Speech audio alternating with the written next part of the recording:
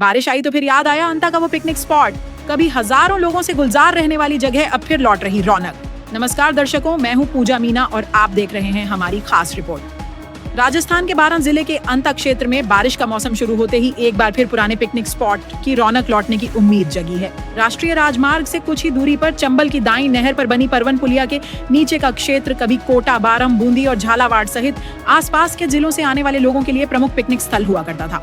बारिश के दिनों में यहाँ रविवार को बड़ी संख्या में लोग प्राकृतिक नजारे का आनंद लेने पहुंचते थे, लेकिन समय के साथ नहर और पुलिया की जर्जर हालत तथा दुर्घटना की आशंका के चलते लोगों ने इस स्थान से दूरी बना ली और धीरे धीरे इसकी रौनक कम होती चली गई।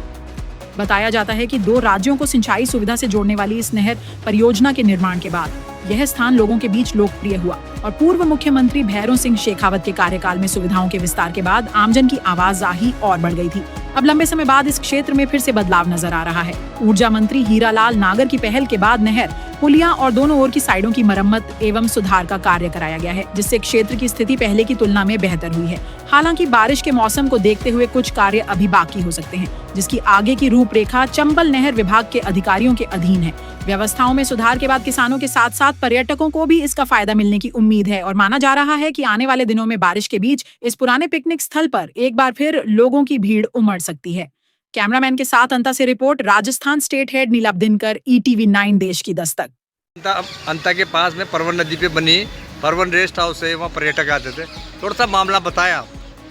हाँ, उसके बारे में तो ये है जानकारी कि मैं इस परवन कॉलोनी से बहुत जुड़ा हुआ रहा हूँ, मैं ठेकेदार रहा हूँ।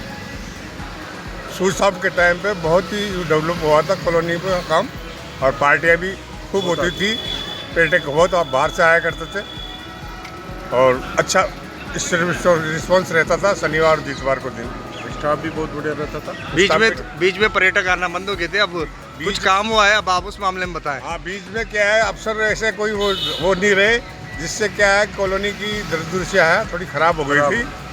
अब बाद में क्या है, वो परवन के पास भी बड़ी पुलिया बनी है ना, उसके बाद उसका डेवलपमेंट फिर दोबारा हुआ है।